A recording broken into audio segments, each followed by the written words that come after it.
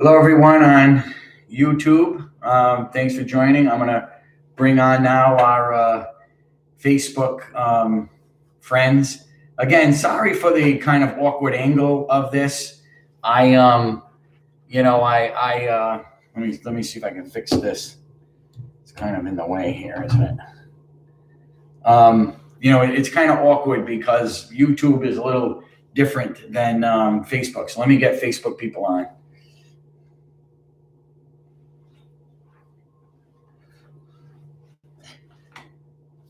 Hello, welcome to Cappuccino with Father Capoverdi. I'm kind of leaning into the frame like this because I have the cappuccino machine behind me.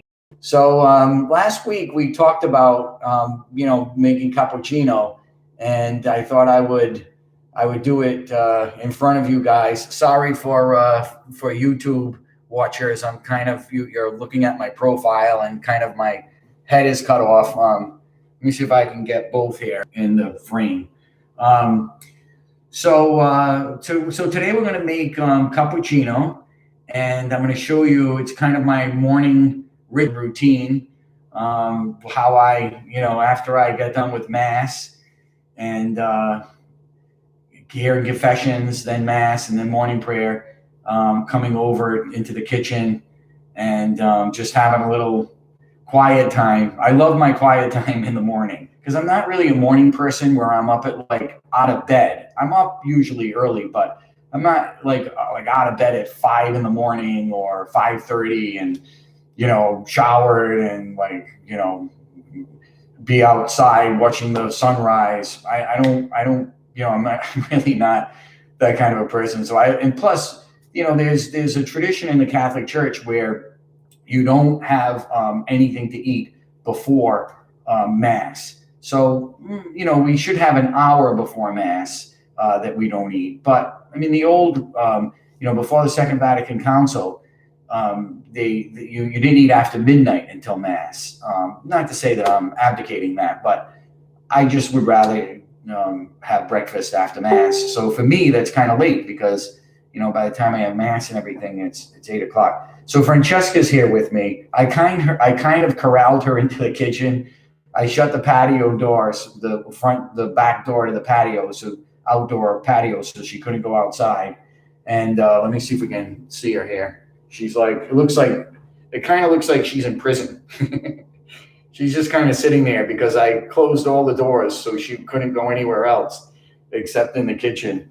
So she's behind that chair. She kind of looks like she's in prison. Let me show people on. Whoops. Sorry about that. See, this is the problem with these things. Sorry about that. See, there's Francesca here. She's kind of behind bars. So sorry about that little mishap there. As I said, we're trying to all get familiar with this technology and how to best use it. All right, so without any further ado, let me start the cappuccino making. Okay, so let me see if I can get this here in a better frame.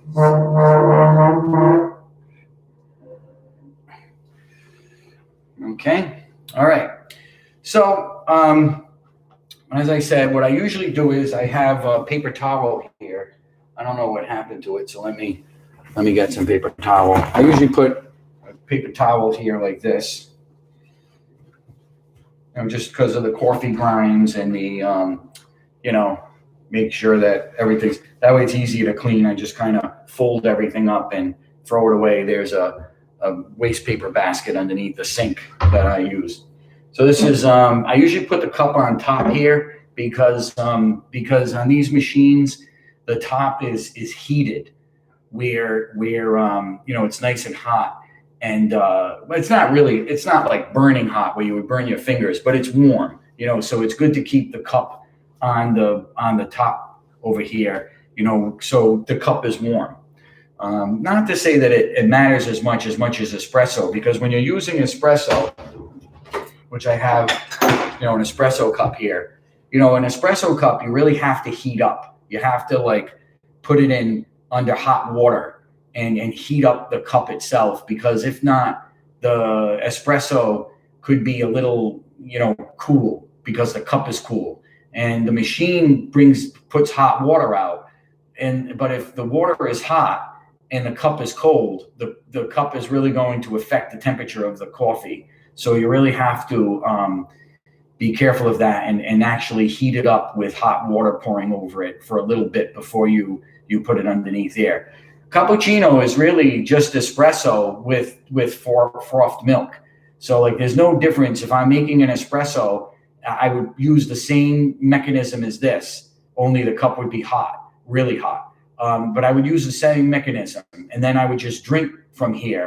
But I'm going to put the espresso in this cup, and then I'm going to put the milk on top of it. So really, cappuccino is just espresso, like in one of these, only in a bigger cup, because you're gonna froth the milk. I don't know if you knew that, but there's really no difference coffee-wise between the two. And why, I don't know, I never liked American coffee, and I think why I like cappuccino is because when I started going to Italy, I started drinking it just to try it, because I don't drink American coffee, and I liked it. But I think what I like about espresso and cappuccino is that the coffee flavor is more concentrated. That the water goes through the coffee, and it concentrates it, and you don't get a lot of water. It's not percolated. So the flavor of the coffee then is a bit diluted. Especially so I'm calling out my niece on this, especially like my niece, who has these huge, coffee cups, that she sips from, and there's ice in them or whatever, so there's really, let's face it, there's not much coffee flavor, when you get done with that coffee. Francesca's still watching it through her little prison of her chair. But but espresso is great because it concentrates all of the flavor, and there's less water, and it brings out the coffee more. And some people sip it, and because it's strong, because there's not a lot of water in it, they think, this is too strong, and boy, I'm going to be up all, this is really going to keep me awake all day. This is so strong. It really isn't. It's just as strong as American coffee. The difference is it doesn't taste as strong, American coffee, because you're putting, a lot of water in it, percolating it. But it's the same amount of caffeine, and maybe it's even less caffeine because it's only a sip. Italians really don't like these doppios, where it's like this huge espresso cup. Italians will just have a little bit of coffee on the bottom of the cup, and they just kind of, go to the bar. They call it the cafe. They go up to the counter. There's the barista behind there. They usually have to pay ahead of time. You usually have to go up and you get a receipt. You pay ahead of time in the cafe, and then you get your receipt from the cash register, from the cashier. And then after the cashier, you go to the counter. And if you want a cornetto or a sfogliatelle or something like that you want to have for breakfast, which usually they eat those kinds of things in the morning, you would have your receipt with you, and you give it to the barista, and the barista takes it and he looks to see, what you have on your receipt, a cornetto and a cappuccino, and then he makes that. If it's a bigger bar, if it's like a roadside bar on a highway, or if it's like a bigger bar that in a bigger city like Florence or Venice, that would be Rome. But in the smaller bars, like in the little towns that you go into, the little hamlets or, little towns, you can go in there and just say un cafe, and they call it cafe. They don't call it espresso. So tourists may not know that. And when you go there and you may think, oh, I think I'll have an espresso, and you go into the bar and you say, could I have an espresso? They'll know what it is. And certainly, there's not that much of a difference, except the natives, won't say espresso. They'll say cafe because it's coffee, so it's a particular kind of coffee for us because we have American coffee and we have an espresso. But for them, coffee is espresso. So you just go in and you say, un caffè, per favore, if you want to say please. So, that's something you don't maybe know unless and even if you go to Italy and you go into a cafe, a bar, and you ask for an espresso, like I said, you may think you're saying the right thing that everyone else says, because he's not gonna know you're probably a foreigner, unless you look like me, and then they think I'm Italian, and then I speak, and they're like, oh, wait a minute, he's not Italian. When I was in Spain with my nephew a couple of years ago, when he was on his study abroad, and I walked into a restaurant in Spain. I was alone. He was studying, and I walked into a restaurant alone. I didn't have my collar on, and I just went up to the maitre d', and he handed me an Italian menu. I get to the table and I open it up, and it's all in Italian. And I called him over, and especially because it was Spanish food, and I really didn't want to kind of take a chance and look at an Italian menu in Spain. So I called him over and I said, excuse me. I said, I'm an American, I'm not. And he was a little surprised. And then he gave me an English menu. But the problem with English menus in Italy is that they use English, like England English.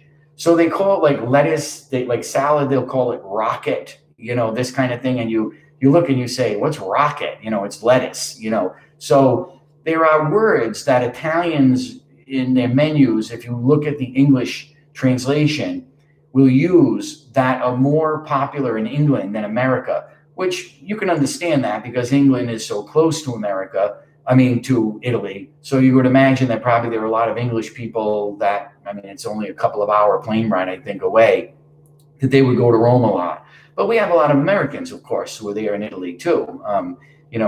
Please God, when we're able to get there, which, I can't wait to get back there. And if you haven't been, then, I really want to encourage you, once this is all over, to get over there, because, it's really a great country to experience, and to see the sights and hear the sounds, and to listen to the people talk, because the language is so melodious, so, and they're very friendly, of course, to tourists, so it's, even if you don't know Italian, you can get by very easily there. Even now, the smaller towns are starting to learn English, and especially like a town like where a lot of the people from Westerly come from, in Acre and Sarincella.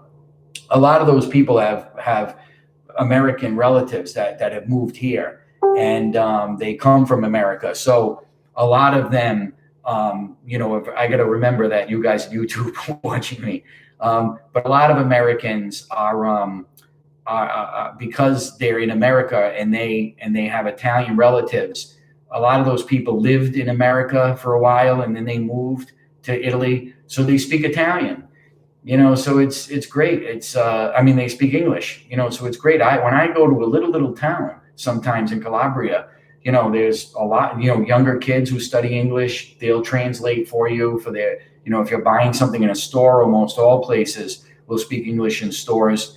So obviously, it not being my first language, I prefer to speak English, just because I don't, especially when I'm in a store, I don't want to make a mistake. The only thing you have to be a little careful in Italy with the stores, if you go into a shop and they don't have something that you're looking for, Italians are very interesting in the clerks, because if you're looking for something and you go there and you ask, if they have something and they don't have it, they're very dramatic the way they say no. But they don't mean it, it's just their culture. But, you go into a clerk here and, excuse me, do you have these particular socks, that I'm looking for? Oh yeah, I'm sorry. We don't have that particular brand. You go into a shop in most places in Italy and you talk to the clerk and you ask for something that they don't have. No, it's like, wow, okay. All right, I just asked, but again, it's just a little jarring for us, because to have somebody do this and shake their finger at us like that, for us, it's a, it's a real strong signal. Like we do that with kids. We would never do that when an adult. Like, we would never go to an adult like this. It's a very strong signal for us for children, because we want to be emphatic with children, and we're their authority. figure. So we can do that here. But in Italy, it's not the same kind of an authoritative, sign. And so, when you see that, where they go like this to you, and then they do this, no, and it's like, all right, just asking. I really, I'll find it somewhere else. So anyway, so let's get here with coffee, and we'll get our act together here. So I already turned the machine on. You have to kind of turn it on a little early, just to make sure all these lights are on. This is the power. This is the grind thing for the. I don't have any grinds in there now, like real beans in there now. I do have beans in one of these cans, and then you just you can actually grind the beans here in this particular area coming from here, and this kind of gives you the option of what kind of grinds, if you want them more finely ground or if you want them. And then this is like the filter size, single or double. So the single or double, and you can particularly pick the one that you want. I always pick single because I really don't drink doppio. Like I usually don't have a double. This is for cleaning it. There's a little pill that comes in and you clean this. And then this is the coffee right here. This is what we're going to be using right here. This is for one and this is for two. So we're going to use the one. So what I do is I take the handle here, and then I have the coffee. As you can see, it's in here. It smells really nice. And this is Illy. As I told you, I like Illy. That's my favorite brand. And then we have a scooper here. The machine. I don't know if the machine came with this scooper or if I bought this somewhere else. I think it came with it. So then we scoop out the coffee and we put it in this handle here. As you can see, I usually put about 2 heaping scoops in there. All right. Then I kind of level it off a little like this, but you have to press it. So there's this thing here. This actually comes out, so you can actually do this like this if you want, and press it this way, or you can. It kind of sticks in there, and I usually go like this and just I usually push it up this way, So then that way it's nice and pressed. And then you take this is where the water will come out. You take this and you pull it to the right as much as it will go. You kind of even have to feel it kind of click. The water is back here. I don't have a machine where, even though I'm so close to the sink, that I could get a machine that pumps right in the water right into the coffee. But those are extremely expensive. I was pricing them when I bought this just to see, well, I'm right near a sink. I could easily get a plumber to wire, the water in, because if you're not near a sink, then you have trouble with that. And mamma mia, they were so expensive. But they're really more for kind of restaurants and cafes, that's why they're so expensive. So now I'm ready to take the cup. Actually, I use Truvia. I use 2 Truvias. I like Truvia because it's it's a sweetener without it being fattening. And then apparently they say that this is the best kind because you're not supposed to use the other kinds apparently that are supposedly bad for you. I'm not a scientist, so I can't criticize a product, especially online. But I don't know. They say that. I don't know how true it is, and I'm not going to tell you what products they are. I guess I probably could get into trouble. But Truvia though, I probably won't get into trouble advertising for Truvia because they'll probably be happy I'm doing that.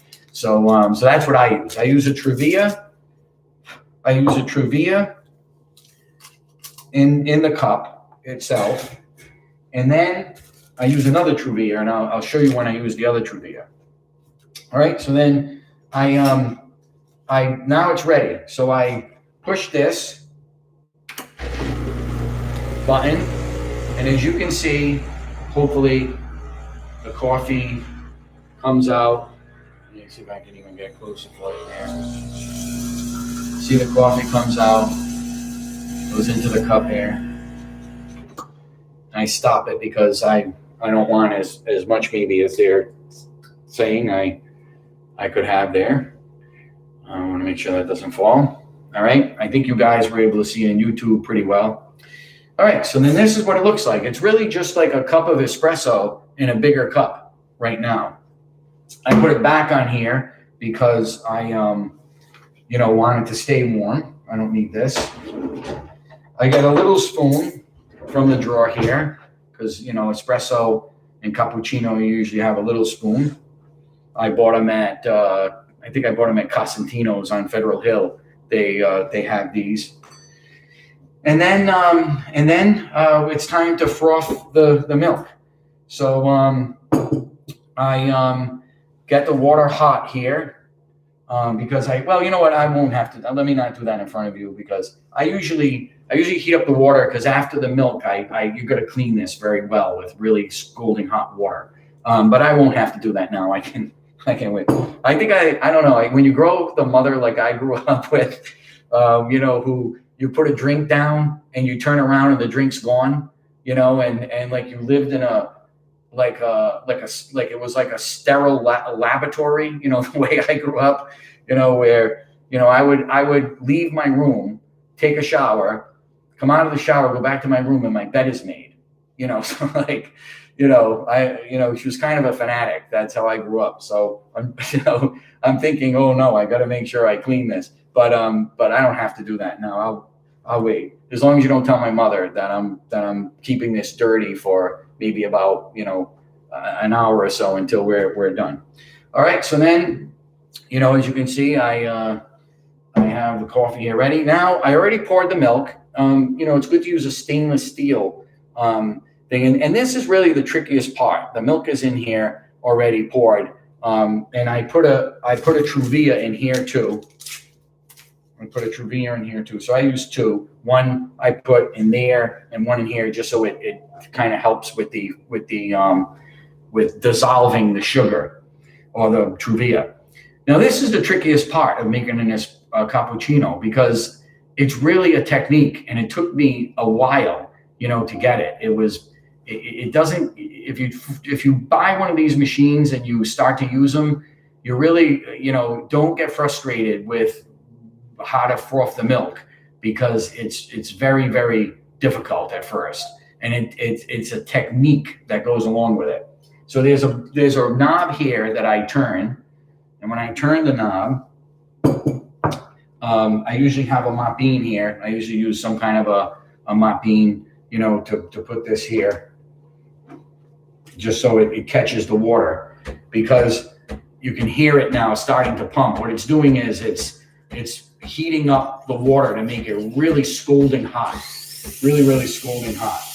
And as you can see, hopefully the steam is coming out of it. So then I take this and I put it in here, and you kind of have to skim the steam on the top of the coffee, on the top of the milk, because that really is how it froths, by steaming it just like this on the top, not letting it, not submerging the stem of this yet. Although I do like to do that just to heat up the coffee. Just to heat up the milk for the coffee.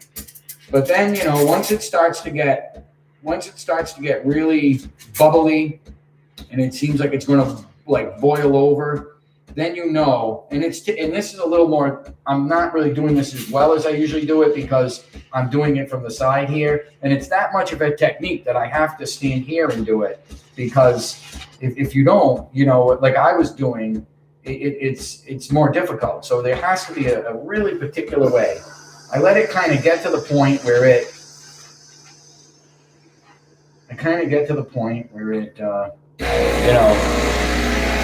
is just about going to bubble over. And then see that? That's going to bother me. I'm sorry, but I got to clean it. It's really going to bother me. I'll clean it better later, but I just gotta take the milk off it now. All right. I just couldn't do it. I see what a neurotic I turned out to be because of my fanatical mother, the way she cleans.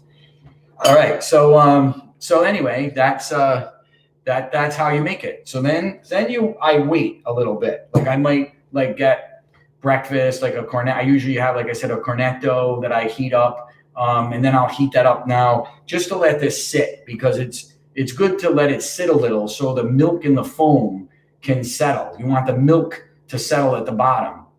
But if you're in a hurry, like, a Starbucks or a cafe in Italy, they'll just pour it in, but I like it better when the foam is on the top and the milk is on the bottom. But if you want to achieve that same thing, if you're in a hurry, what I do is to achieve that same thing. Let me put this down here so you can see better. I just hold the spoon here on the top of the cream, and I just go like this. So this way the milk is only coming out. See that stops. It helps you to stop the foam from coming out, and then the foam now after the milk is in the bottom, then you can put the foam on top.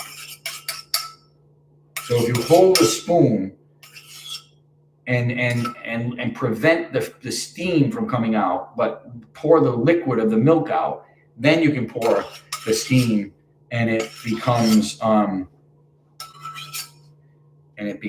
good. So that way, I like the foam, so I try and take as much out as I can from here. Then I gotta clean.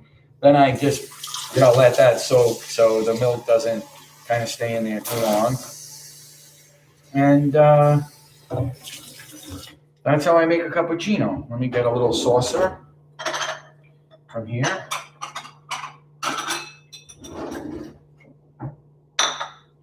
Eccola. Eccola in Italian is, there it is. It's done.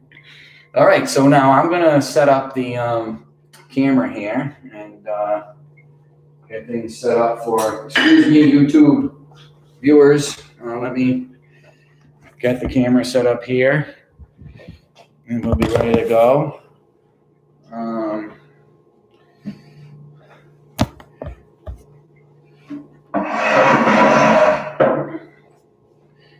right. Sorry about that noise. It must be very aggravating to hear. And let's see, Francesca is right here. Let's see if we can get Francesca, because she's now, because of the little video which I'll show you about, Francesca is really part of this video. Let me get her here. All right, come here, Francesca. All right. Oops, sorry about that. So because of our, especially because of our YouTube video by John Tafone, he's a great musician and a very, very good friend of mine. And he made that little introduction cartoon for me. It was really beautiful, wasn't it? The graphic that he made, the little cartoon. And it was fun that he put Francesca in it. So the fact that Francesca is in the video, makes it all the more fun. So I wanted to kind of lock her in, actually, because that way she would be here. But as you can see, like, she's very docile, isn't she? She's the type of cat she is. She's a ragdoll. So ragdoll cats tend to be very docile. They breed them like dogs. As you can see, if you pick her up, she'll just stay with you. If she wants to get down, she'll make it known to me by being a little fidgety.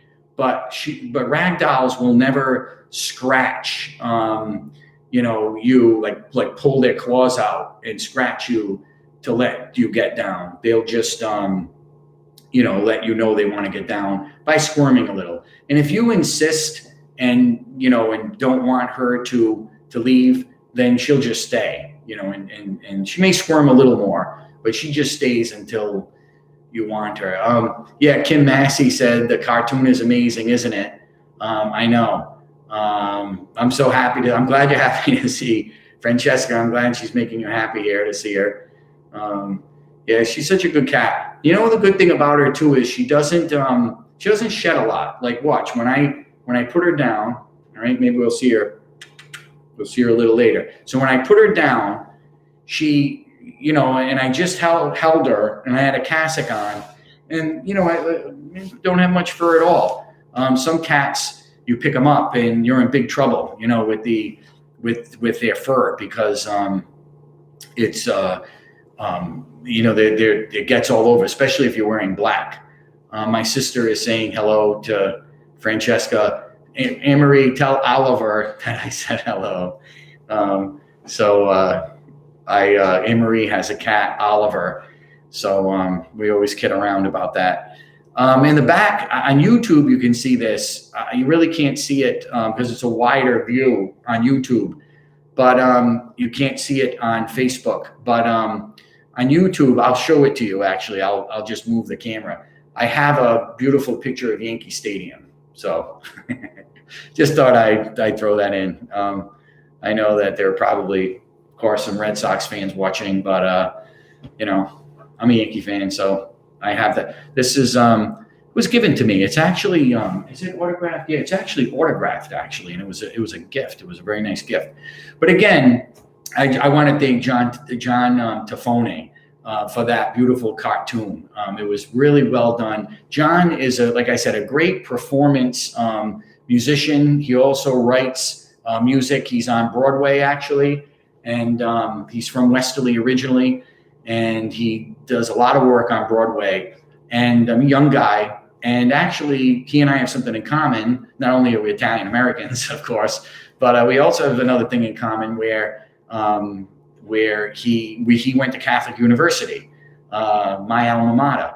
So it was, but was so happy that he decided to go there to Catholic U. And I went down to visit him several times when he was in Washington. I can't believe how that northeast neighborhood of Washington, D.C. has radically changed. I was there in the early 90s, and I go back there now to see the campus at Catholic U, and I am just like blown away at that neighborhood now. It just completely there was a huge overhaul since I left. And the DC I love DC. It's one of the most beautiful places I've lived, and I enjoyed living there. So hello, Joey. Good to see you, and my cousin Arlene. Excellent to see you, and glad you're streaming with me and following all the masses. And Angelo's great to see you. Good morning. Sad though about the occasion. What a tremendous guy. What a tremendous Catholic Giuseppe was, and he'll be missed. And as soon as a mass can be said, we'll be there for him. So it was great to see you, though. Hope your family is continually doing well. Sue, great to see you. And I actually did see you. I actually was with you for a little bit there when we were all together at my sister's. So that was really awesome. Hi back to you. Yeah, well, it's my pleasure, Angelo. Yeah, because, like I said, so many of my parishioners, he wasn't my parishioner, but so many of my parishioners were his close relative and dear friend. So Ernesto, buon pomeriggio. For you, it's, buonasera. You probably had your little siesta, your little reposo, and after pranzo, and now you're up, so that's good. Jennifer, good to see you. Good morning. I got to show you guys something. Hang on one second. I'm going to be right back.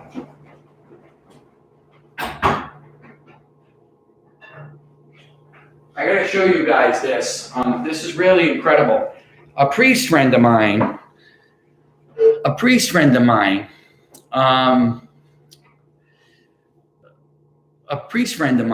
I'm just trying to read here while Sheila sent me something. So are we going to crown your beautiful statue out front. Absolutely. I have a beautiful crown, actually. We can do that. Being the month of May, it would be a beautiful thing to do. So let's work on that. Absolutely.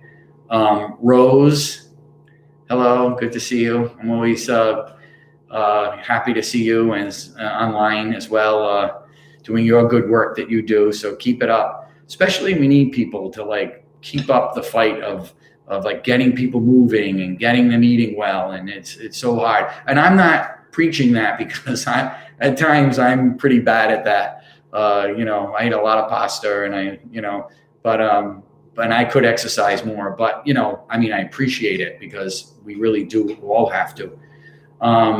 Anne-Marie, what do you put here? So we are too much alike. Yeah, she's talking to her friend. Yep, hi, Rose. So Arlene, there was a Catholic priest from Westerly. Oh, yeah, that's right. I could talk about that. He's my next door neighbor. And that's a good point to bring up maybe because, it was an interesting interview. So we'll have to, we'll look at that a little closely. But anyway, I want to show you guys something. A priest friend of mine from St. Louis, Father Benet, he's like I said, at the Diocese of St. Louis. He texted me and showed me that there was a plate that's on eBay, and I ordered it. It's a plate on eBay about the town of Westerly. Let me make sure I'm putting it up the right way here. It's a plate that was commissioned in 1969, and it's a vintage. It's called a vintage plate, and it was commissioned in 1969 for the 300th year anniversary of the town. The 300th anniversary of the town. The town of Westerly was incorporated May 14th, which is coming up. May 14th, 1969. It's the 5th town in Rhode Island. Isn't that interesting? That Westerly is the 5th town in Rhode Island. That's pretty good, considering what we have, like 39, I think, municipalities in Rhode Island. So the fact that Westerly is 5th is an incredible thing. So anyway, I was kind of blown away because I thought my friend at first, when I first saw the plate, I thought my friend was showing me this because I live in Westerly now, and it's a vintage plate. It was made in 1969 to commemorate the 300th anniversary of the founding of the town, and so I thought it was a pretty neat thing. But really, what's incredible too about this beautiful plate is that it has all the town like highlights of buildings in the town.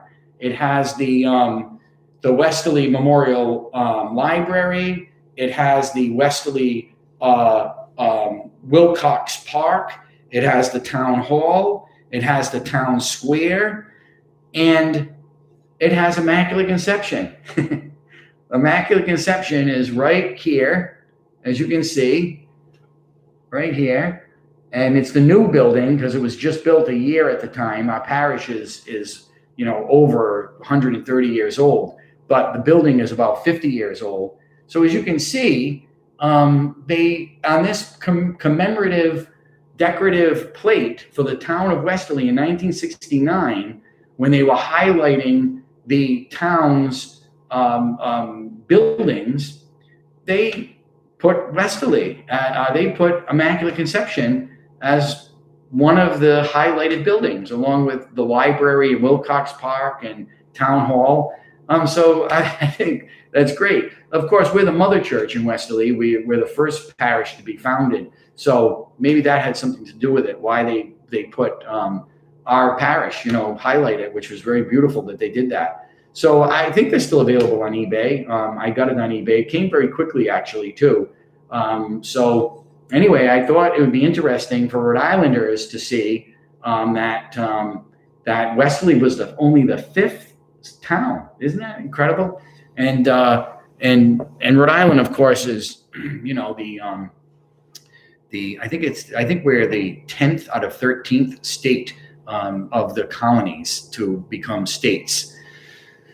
I could be wrong though. I'll have to call my friend John Palangio, who's the history guy, and ask him. I think we're number 10 though. So, okay, so Daniel's watching. Let me take a sip of my cappuccino here. And I don't mind. I don't want to say before it gets cold, because I don't mind if it gets a little cold, because I kind of like it. I don't like it piping hot. I like it a little warmer, or sometimes even cold. Sometimes I'll forget and I'll come back and I'll see it still there in the kitchen in about an hour if I had to run out for something, and then it tastes like iced coffee, so it's good. Yeah, Nula, isn't that tremendous? It's a great keepsake, for the parish, and it's very, very beautiful. A great commemorative plate. It's really beautiful. Oh yeah, I know. Andrea wants to live around here. I hope so too. You'll be very close to the beach. That'll be good for you. Are you putting our apartment up for rent? A month message. Oh, okay. Oh, good. Wow. Look at that. This is a way in which somebody, and I would vouch for her, for Andrea, for a tenant. She would be a very good tenant. She's a very Catholic woman who takes her faith very seriously, and who goes to mass, and so is a good person to have. I as a tenant, I'll vouch for her. We need Italian music. I know. It's in the background or something. John Tafone kind of did that with I don't know if you heard it, because there's music with that, the little cartoon. You have to kind of, I guess, put on your volume, and he put like this beautiful kind of like a Italian like music in the background. It's very lovely. So you're right though. Yeah, I know. The town council, I'm sure they know about it. I don't know. I got to ask them about it and see if the town council, is familiar with the plate. And I'm not sure. We were talking about Italy. You know what happened to me once? I was leaving. I was in Calabria. And, I was talking about this, like with, the way they shake their finger, and, because we have different signs, and when you go to a country, of course, especially if you're going to drive, like I was driving, you probably should know some of the signs of the road. So Father Benet was studying at a beautiful town called Tropea, and he was studying Italian there. And it was like a school for students. It was the summertime. So Father Benet and I were there. And I spent a weekend with him in Tropea, and then he was going to his class, and I wanted to, because we were in Calabria, I wanted to drive to Acre, because, they're not too far. Tropea is along the coast. It's a beautiful, beautiful town. As a matter of fact, my cousin just vacationed there. So Joey just vacationed and on his honeymoon in Tropea. And the pictures that he sent back on Facebook were absolutely stunning. It was beautiful. And Tropea is a very, very beautiful town in Calabria. So anyway, so I dropped Father Benet off. I spent the weekend with him in Tropea, beautiful beaches and everything, really beautiful. And he was there for work because he had to study Italian. And I was there just to be along the trip with him. And so I decided, well, let me take the car and I'll drive to Acre from there. Maybe I think it's about an hour and a half, 2-hour drive. So I'm driving along, and I see, these carabinieri that are on the side of the road. Now the carabinieri, I don't know if they're kind of like state police. They're I don't know if I would call them that, but they don't only work in the regions where they're police officers. So it's not exactly like ours, but they're kind of a little bit of a more important than polizia. The polizia in the towns, the carabinieri are kind of their range is greater. I think that's what it is. I'll have to ask Don Roberto that, my friend from Sicily. I never could understand the difference. So anyway, except the uniforms, the Carabinieri have these very beautiful uniforms, feathers and everything, and swords, and because they have to do things in Italy, in a grand fashion. So the uniforms for the Carabinieri are very, very spectacular when they're in their regalia. So anyway, so I'm driving along. And all of a sudden, there's Carabinieri. They're on motorini. They're on the little motorcycles. Not little. They probably had the big police motorcycles that they're on the side of the road. So I see him with this sign, and he's flashing the sign back and forth. So I'm thinking, why is he flashing that sign at me? I know what it is. I'm thinking it must be that there's a tunnel ahead. And a lot of times, a lot of these tunnels are in Italy because they're in the mountains and they have to tunnel through the mountains. So I'm thinking maybe there's like a traffic jam or something, and I'm going to be turning a corner near a tunnel, and there's going to be traffic. And he was telling me, just slow down because there's traffic ahead. So I whiz by him. So all of a sudden, I look in my rearview mirror and I see the two police officers, or the Carabinieri, they're called. Is that Francesca? She's playing with something. I see the Carabinieri, looking at each other like they're in shock that I just went by them, like in the rearview mirror. Their posture of looked really like to me like they were surprised. So I was, when I saw that, I was thinking, well, let me pull over because maybe that was a signal that I should pull over. It was a kind of a stop sign that they were waving. But in America, they don't wave signs from the side of the road. They follow you and they put the lights on and then you pull over. So I really didn't know what that was. But like I said, it probably would have been a good idea to learn that kind of thing. If I'm, now I drive all the time there. This is when I first started driving there. So I pull on the side of the road, and I'm talking about gestures, the different gestures that we have and other countries have different gestures. Well, when Italians want you to come to them, like come here, Italians will go like this. They'll go like this, come here. So Italians will go like this in Italy, like come here. I want to talk to you. We'll go like this. We'll go, come here. They go, come here. Come here. I want to talk to you. Now, for us going like this, it doesn't mean come here. For us, it means go. For us, it means go. So I'm looking at the two Carabinieri behind me in the rearview mirror, and they're going like this to me, like they want me to come here. Now they're not going like this. This is to me, come here, and I would have understood that. But Italians go like this, and you might remember if you're an Italian American, you might remember our grandparents. A grandfather or something would, come here, and they did. I remember the old Italians, when I was growing up would do that. They would go, come here. So they were going like this. So I thought they meant leave. So I take off, right? So then they get in their car, they get in their motorcycles, and now, the sirens are going and they're following me, and I look and I'm like, oh no, so I pull over. I was in my regular clothes too. I wasn't dressed like a priest. I don't think I was. So we pull over and they come to the car and he's, so I said, and I spoke English. I said, I'm sorry, officer. I didn't realize what was going on.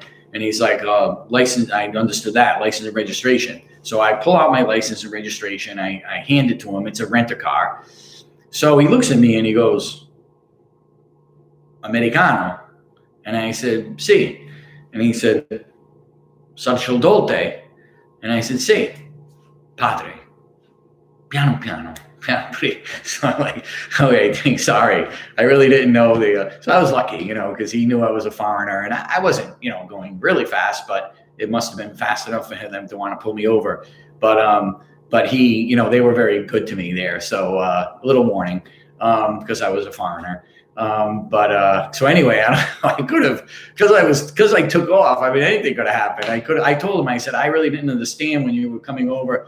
So he said to me, is this a rent-a-car? And I didn't understand. I should have, again, that's a word or a phrase I should have learned if I'm going to be in a rent-a-car. And I was like, call me, like, que cosa? I didn't know what he was saying. And then he went, rent a car. And I said, oh, okay, rent a car. So he did speak a little English. But the Carabinieri, they're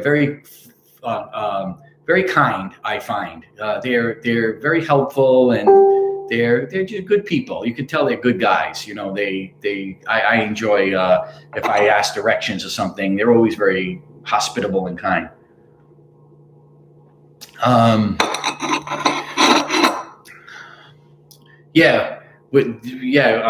Andrea, your grandfather always did that. Yeah, the old Italians would do that. When they wanted you to come here. Hi, Anya. Glad you're watching. I'm having a cappuccino. Anya's from Germany, and they have, I think she was saying they have something like a French press, and not necessarily, they do have cappuccino there too, but not as much American coffee, which, as I mentioned, I was really glad that when I went to Spain, that in Spain, when I was there, everything was cappuccino and espresso. They all had the machines just like in Italy. So that was a real Vencia. Is that where he's from? Vencia. Is that what you're telling me, Andrea? So that was good. It was, I'm glad I got to show you the plate, and it's been a good time. Now, someone asked me, it was my cousin that asked me about the neighboring parish where he was. He's the priest there, and we know that, Michael Montecalvo, he's someone who we're friendly with. He's the cousin of the priest who helps me, Monsignor Carlo Montecalvo. So they happen to be talking, the priest of the neighboring parish, about the plan. But again, and I think he tried to stress this, and I really want to stress this with you as well, that is just a model in case, we have to be 6 feet apart. But it's a problem. It's a problematic thing, because what if there are 5 people in a family, and then they have to be 6 feet apart from a family that's 3, and they could be together? It's going to skew the numbers. So I know there's like a number, like, that's if every single person were going to sit in a pew, and they're a single person sitting in a pew. But what if you're a family of 5? What if you're a family of 3? So it was a little confusing in that sense, and it's not at all policy. The diocese hasn't made it policy. The state hasn't made it policy that we have to do this. And so I don't want anyone to be confused to think that this is a policy, that we're all going to have to do this and be separate, like a mom and dad and 3 kids or 4 kids or 5 kids who have been, together the whole time in the house. They go to mass. They don't have to sit 6 feet apart. That wouldn't make sense. So what we're going to do is, we're going to, and I don't think that's even going to be the case, that we have to sit 6 feet apart. We're going to make it work. And I have a plan, actually. I don't want to unveil it now, because I don't want to unveil anything that we don't need to yet. I have a plan, though, and I've always had a plan. But again, I just don't want to unveil it, because why unveil a plan right now when we don't know what the procedures are going to be? We don't know what the requirements are going to be. We don't know what the state is going to mandate, or what the diocese is going to tell us we need to do. So, you need a plan A, plan B, plan C, and I have a really good plan intact, I think, where if we do have to have like this kind of social distance or whatever, I have a way, I think, that no one's going to be refused. That we're really going to have to work on it to make sure that I can't have someone come to mass who's, and say, okay, the capacity is 104 people. If you're the 105th person, sorry, we can't do that as Catholics. We can't refuse people if we're open not to. So anyway, I do have a plan, but I don't want to unveil it yet, because I don't think it's a good idea to unveil a plan before the state comes out or the diocese comes out with any requirements. But thanks for bringing that up, Arlene, because I'm sure people were wondering about that. Like, is this something the diocese wanted us to do, or are we really opening up that way where we're going to have to each have a plan where we're going to be 6 feet apart? And that's not the case. That's not the case. We don't have any plans or any directives yet from the diocese or the state. It may be that that's the case. We just don't know yet. And whatever the scenario is, I have a good plan, I think, to make sure that everyone is taken care of and we're all going to be able to go to Mass. So reach so many people like this because churches are open. I hope you keep night prayer. I know. I mean, that's something we certainly have been, certainly my hair is kind of a mess. Something we've certainly been talking about is what do we do with, when we open up? I mean, will we still do this? And I mean, I'd love to. I really would. And I'm really considering it strongly. What you have to remember is that, and Carla Servideo, my secretary, knows this probably better than anybody else, that my day when the church is open and the rectory is open, from 7:30 when I hear confessions to about 9 o'clock at night is like constant. I very rarely stop. I do once in a while, and I try to make this a habit, although I can't say I do it all the time. I do try in the afternoon to take a little nap, like from after lunch, 1:30 to like the Italians do, because I'm going to be up until 9 with meetings and everything and classes that I have. And, so I try to rest in the afternoon for like an hour and a half or 2 hours. But other than that rest, and I go up into my room and I shut the door and I do take a nap when I can. And I'm not saying I do every day. I wish I did. That's my aspiration, to take a nap every day. And when I can, I really enjoy it, because then it kind of makes me fresh for the evening and the night. My predecessor, Father Greg, did the same thing when he was here. He was a lot older than me too, so it was a little more difficult, I think, for him to keep up the really, really busy schedule he kept up. Father Greg never stopped either, but that was his secret. He would take a nap in the middle of the day. He studied in Rome when he was a seminarian, and I think that's where he learned it. And he speaks Italian too. He's not Italian, he's French, but he loves the Italian culture, and he loved the people here. And he left me with a gem.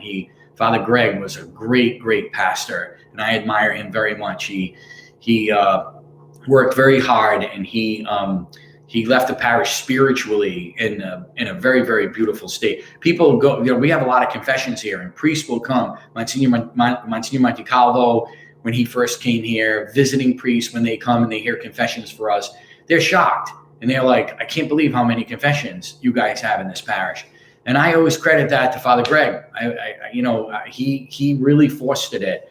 And when people came to confession, it was something he really fostered. And I was fortunate enough to inherit that great spirit of going to confession. My cousin Karen, hi Karen, how you doing? We saw each other at my sister's birthday drive-by, beeping the horn, and my cousin on my father's side, and most of them are cousins on my father's side. I know Luann watches. She's on my mother's side, and I see her pop up every once in a while. But most of my cousins are on my father. My father had a very, very big family. Love you too, Karen.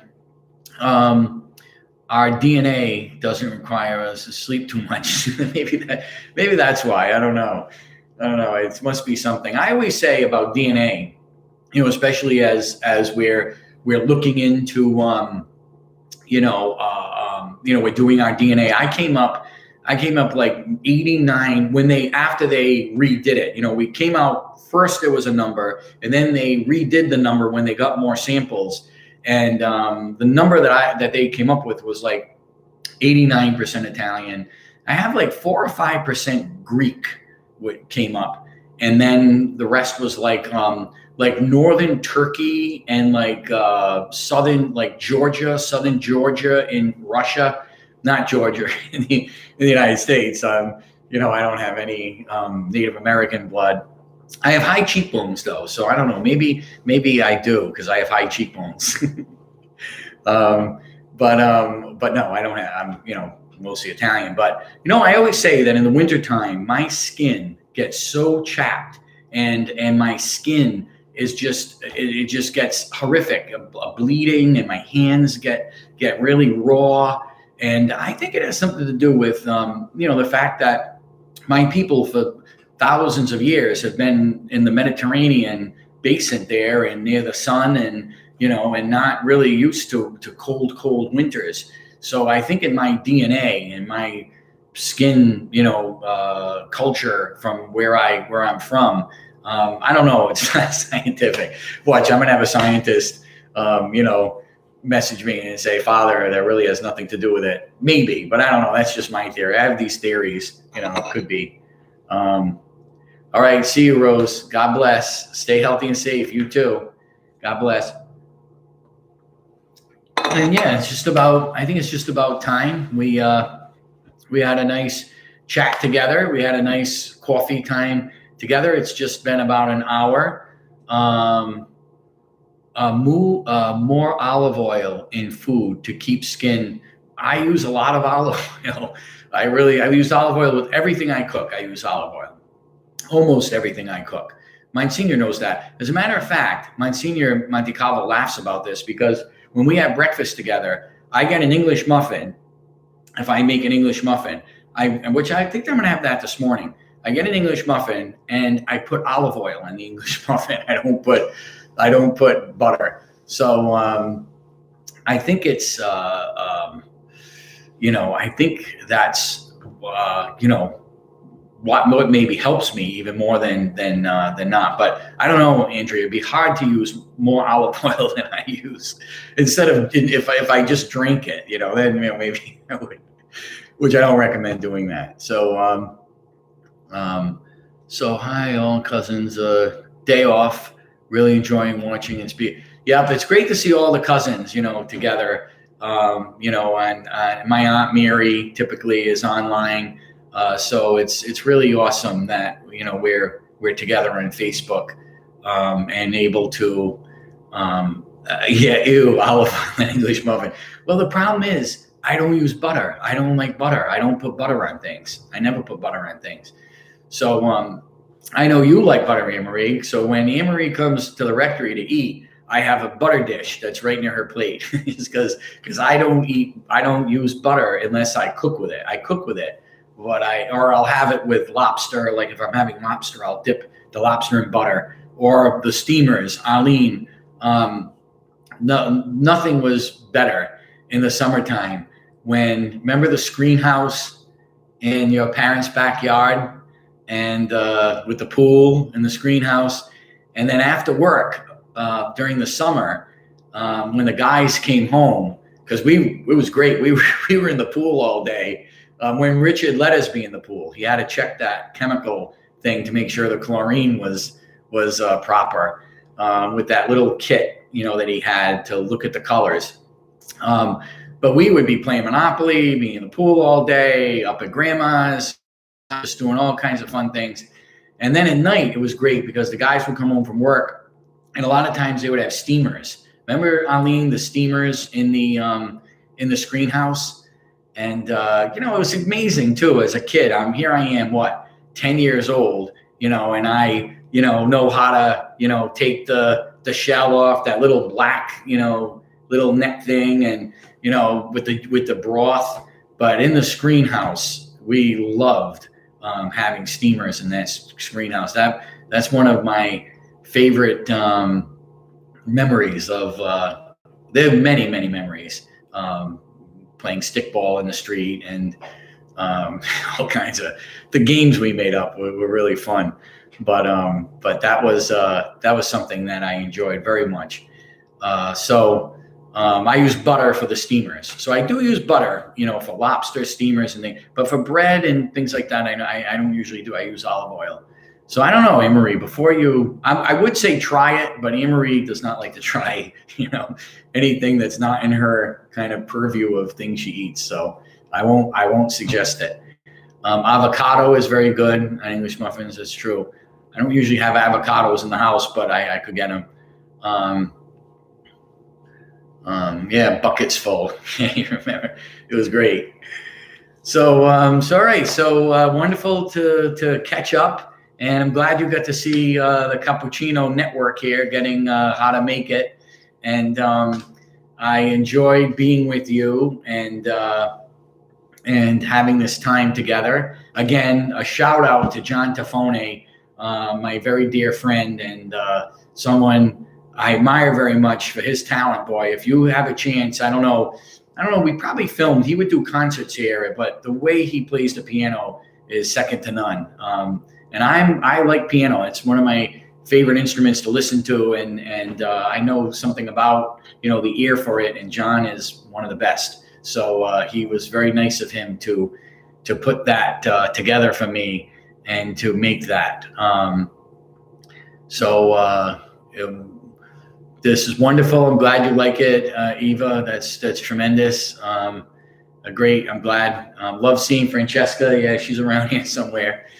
So hi, Sam. Sam Azanaro is watching. Sam is our excellent state representative from town.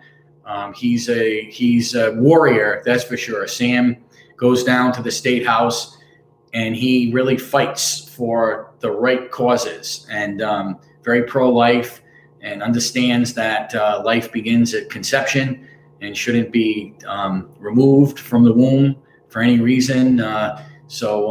Because it's God's creation. So we're so fortunate.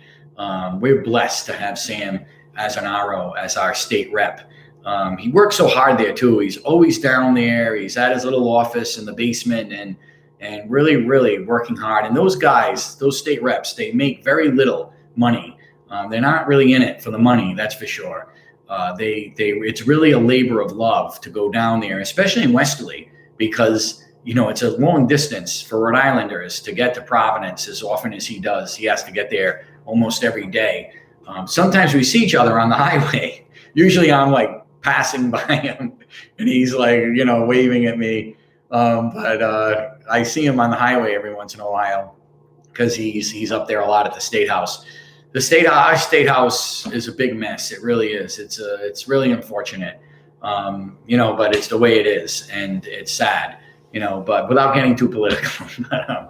But Sam is a bright, shining spot in that whole, somewhat, difficult and problematic environment.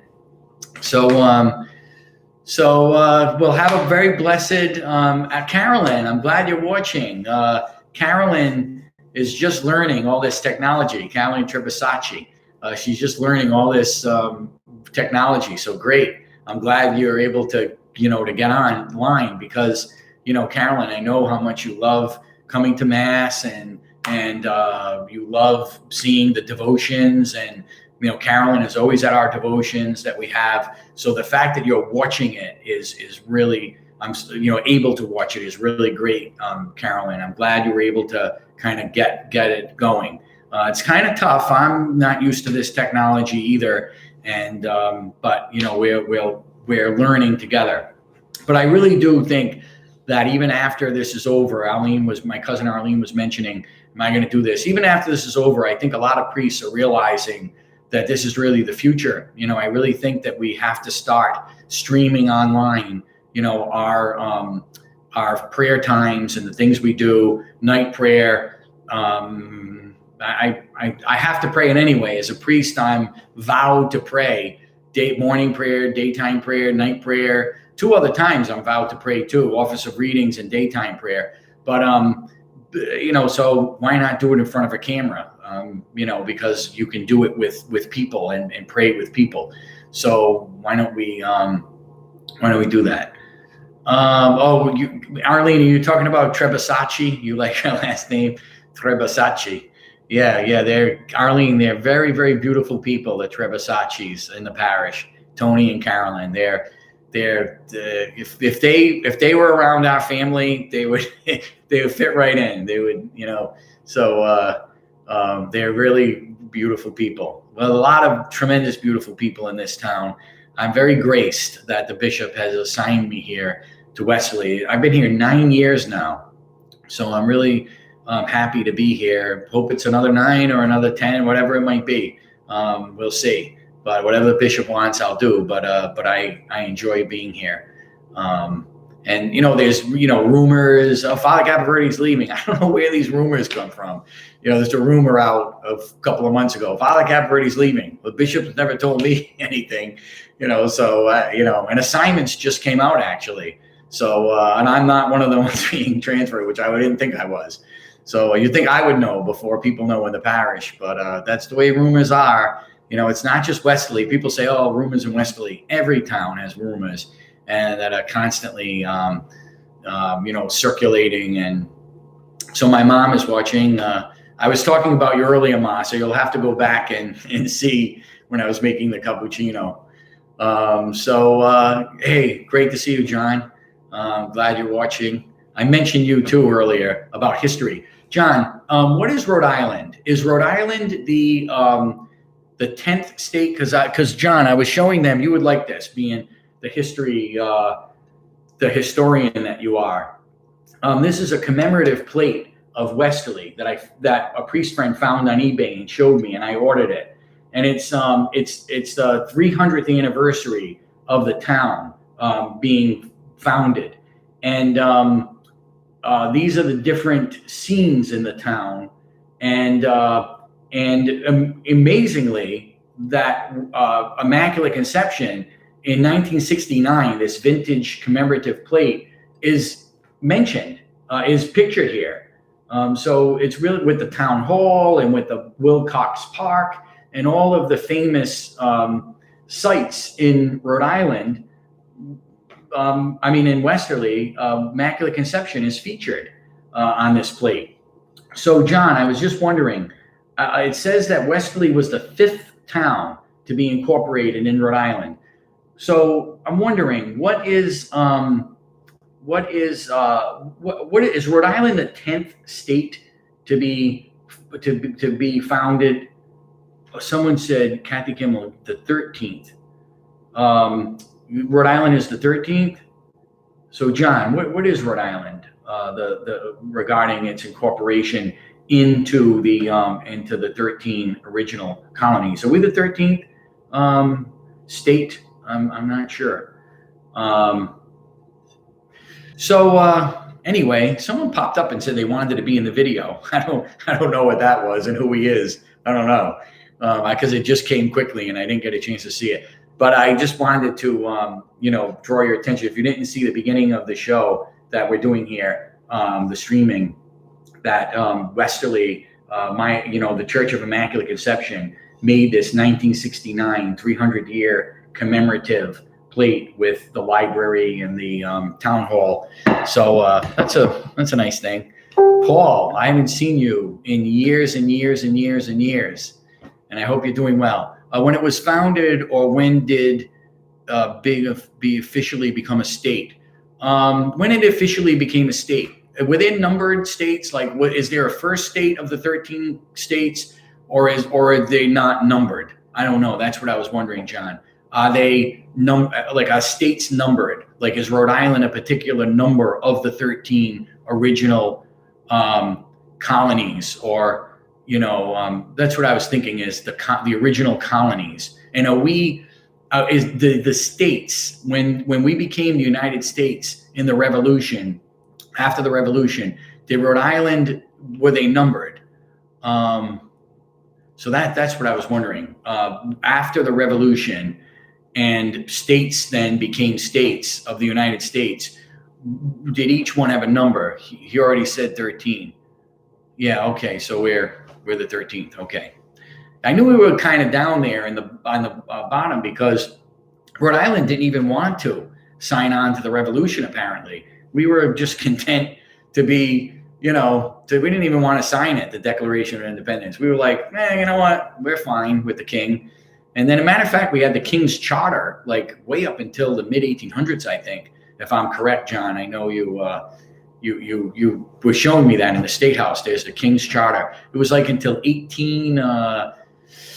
35 or something like that, or 40, that we didn't even have a constitutional convention. So, 13. Yeah, we were the 13th. Delaware is the first. Very interesting. Well, it is good to be the 13th because, in America, we say the 13 is an unlucky number and all that. But we shouldn't consider that because 13 is when the Blessed Mother appeared from May to October. She appeared at Our Lady of Fatima on the 13th day of each month. So like in Italy, for example, 13 is a blessed number. It's a number of the Blessed Mother. So, with the fact that we're the 13th state, don't let that, bother you, or because that's a blessed number. It's the number of our state is the number of the Blessed Mother. So that really is tremendous. The whole family is here now. Yeah, Marlene is telling me, and it's actually when we ratified the Constitution, we were the last of the official 13. Nebraska was North Carolina was 12.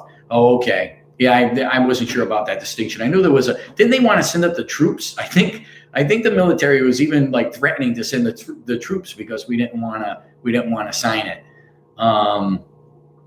Great number for Italians. That's right, Kathy. It's good to see Kathy here. My birthday, I'm a 13th of July. I'm 13. It's true. September 13th. Yeah. So see, it's a great number for, Karen's telling me that too. It's a number of the Blessed Mother. In Italy, their unlucky number is 17. For some reason, the Italians have this thing about number 17, but I don't know why. We were the first state to declare independence from England in May 4th, 1776. Wow, that's very interesting. Wow, that's great. So of course, John Pelangio's family and my family weren't here at the time. We were in the southern part of Italy, having a good time there long before our ancestors came here. Bella 13th. Donna, great to see you. My cousin Donna is here. Well, my Donna's father is my godfather. God rest his soul. My uncle Pasquale. He was a great man, that's for sure. He was a great man. Everybody loved him, and he was sad when he passed. He passed young, so it was a tragic thing in our family because he was the life. My godfather was the life of every party that we had. Everyone will testify to that, how much we loved him. And Karen's father too. He was always the life. My father's other brother. He was always the life of every party. Always telling jokes and always. We always had a good time when we were together. That's for sure. When all the family was around. About the 70s. It seems like the 70s. Everyone was alive. Everyone we knew was around at the time. Now there are some, of course, who joined our family, like our children, who weren't there. But everybody in our kind of circle of generation, in our group, not counting the other generation that came along, it was a great time for us to all to be together. So, Karen, everybody loved my Uncle Pat, my godfather. And Auntie Mickey, his wife, was my godmother, actually. God bless everyone that we could be together. I enjoyed it. We went on a good long time, so I really enjoyed our time that we're streaming together. We'll do it next Thursday. We'll have another session of Cappuccino with Father Capoverdi. And let me give you a blessing, actually. Let me end with a prayer and a blessing. In the name of the Father, and of the Son, and of the Holy Spirit. Amen. Good and gracious God, we thank you for all your graces that come to us, most especially your gracious gift of life. We thank you for the time that we're able to spend together, chatting and talking. And please, Lord, help us to stay healthy and stay safe and stay alert, but also to get our country and even our globe, really, the world, back in order, and help us to be even stronger when we come back in our faith and in our commitment with you, our commitment to the church, to the sacraments, to the devotion to the Blessed Virgin Mary. Let that all be even stronger than it was before this terrible pandemic and keep us strong and keep us healthy. We ask this through Christ our Lord. Amen. And may the blessings of Almighty God descend upon you and be with you today and always, the Father, the Son, and the Holy Spirit. Amen. Okay, well, have a great day. I'll see you at noon for Rosary and Benediction. And it was great to spend time with you. I hope you enjoyed watching me make cappuccino. Have a blessed day. Have a good day, everyone, on YouTube. Great, you can join us. See you soon. See you hopefully at noon for Adoration and Rosary.